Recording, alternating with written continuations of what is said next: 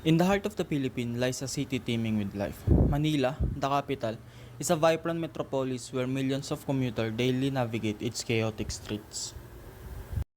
Ano ang iyong madalas na ginagamit na sasakyan tuwing nagko-commute papunta sa paaralan? Ang ginagamit ko pong sasakyan ko commute papunta paaralan is yung bus and jeep po. Gaano kahirap mag-commute dito sa Pilipinas? Ang inyong nararamdaman tuwing nagko-commute? Mahirap siya kasi yung kahit maiksi lang yung biyahe mo, umahaba dahil sa traffic. Kaya mahirap. Gaano katagal ang inyong karaniwang pagko-commute papunta sa inyong destinasyon? Yung pag walang traffic, 30 minutes to 45 minutes lang siya. Kapag kasama yung traffic, umabot siya ng 1-2 oras. Ano ang mga pinakamalaking hamon ng kinakaharap sa inyong pang-araw-araw na pagko-commute?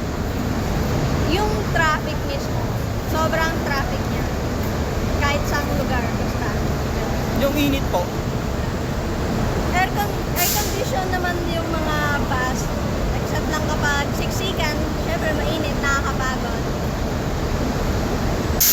Pagpapahusay sa public transportation is yung pag drop off, yung mga unloading and unloading nila. Dapat isa lugar nila, hindi yung basta-basta na lang sila nagbababa kahit saan.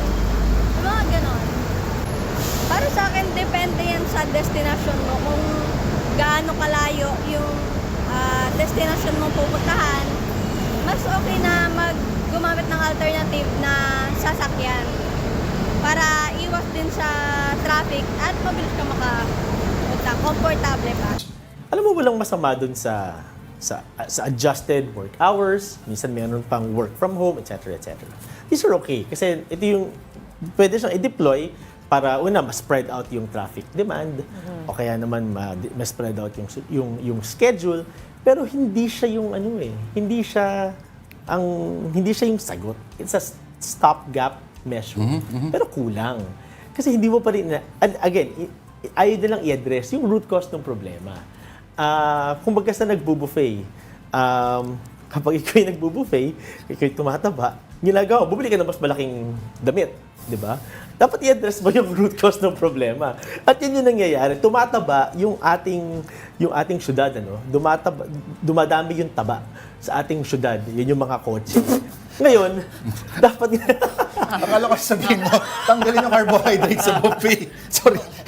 Meron na ngang batas, di ba, na pwedeng kumuha ng half rice. So, dapat ganun din, di ba? yung ating syudad, kung titingnan mo yung kalsada bilang artery, diba? Napakadaming taba nito. Kaya we're primed for a heart attack. Ngayon, dapat bawasan mo yung taba in the form of cars para gumanda yung daloy ng ating traffic para sa lahat. So I think dyan papasok ngayon yung binanggit ni Pangulong Marcos 2 Wednesdays ago, right after yung cabinet hearing. Through Secretary Balisacan, sinabi niya, ayaw na niya ng piecemeal solutions, number 1. Number 2, gusto niya ng comprehensive plan. Ngayon, pag tinitingnan mo yung mga policies ng MMDA when it comes to adjusted work hours, yung e-trikes, yun ay piecemeal solution. Para masagot yung tanong mo or magkaroon ng option, kailangan natin ng komprehensibong plano. Kasi tama ka, minsan, hindi na ito nag-a-apply sa bisikleta, pati nga sa kotse. Pagtawid mo ng border, iba na yung multa. Diba? Pagtawid mo sa kabilang border, iba na yung bawal. Minsan may color coding, minsan wala. So, that is very symptomatic of an uncoordinated system. No? MMDA might not be the correct agency to be in charge of it. Kasi, kung titingnan mo, ito, I did my homework kasi si Lord De Vera yung kausap ko eh. Over the years... Yung buffet nga gusto oo, kong pag-usapan, sorry. Nag-reflect ako, no? Ano yung mga policy ng MMDA? Bawal ang provincial buses sa EDSA. Yes. Bawal lumabas ang bus sa EDSA.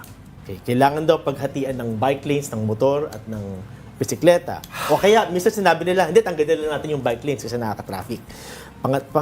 Sunod, bawal tumawid sa EDSA kaya yung mga tao umaakit papuntang busway, di ba? Tapos hinaharangan nila yung pagtatayo ng bike lanes, yung improvement ng bike lanes sa EDSA, pati yung lakaran ng tao. And then, pagpito, yung e-trikes ban, ano? So, kung titingnan mo, over the years, kitang-kita mo na yung solution ng MMDA is only geared towards the welfare of private vehicles At napaka-myopic ng view nila, no? But if you think about it, kasi in their mandate, traffic coordination lang naman sila eh. So tama naman, no? So dapat siguro dito papasok ngayon yung isang comprehensive plan. Babalik ako, no? Dapat magkaroon ng comprehensive plan led by a national government agency na may totoong kakayanan na i-lead ito, no? Magbubuo ba tayong bago na Hindi na agency dapat, for this? hindi na dapat. Kasi tama ka sinabi mo, yung traffic management, isa lang sa concerns. Sa napakarami concerns ng MMDA. Yung mga baha-baha na yan, problema pa nila yan among many other Pati things. solid waste management. Di ba? Di ba? Hindi din. Mga ganyan. So they're not equipped for it. In all honesty, hindi sila equipped for it, no? So dapat magkaroon ng ngayon, kaya dapat magkaroon ng, hindi na kailangan ng special task force, no? Dapat i-appoint na lang ng gobyerno, ng Pangulo through an executive order, yung DOTR na mamuno nung conversation na to. Sa inyo or kayo sa kanila. Unang-una gusto namin linawin, wala pong masama sa pagmamaneho ng sasakyan. Ano? Kasi madalas sinasabi, ganit kami sasakyan. Hindi po yun totoo. Ang masama po ngayon, ang masama sa sitwasyon natin, ay yung meron tayong environment na napipilitan lahat Correct. na sumakay ng pampribadong sasakyan. Dapat magkaroon tayo ng sistema na lahat ng tao may pagpipilian at lahat ng tao may space at may karapatan sa kalsada. Manila commuters have many options, from the iconic jeepneys to the packed buses and elevated trains. But with a population of over 13 million people, each options come with its own challenges.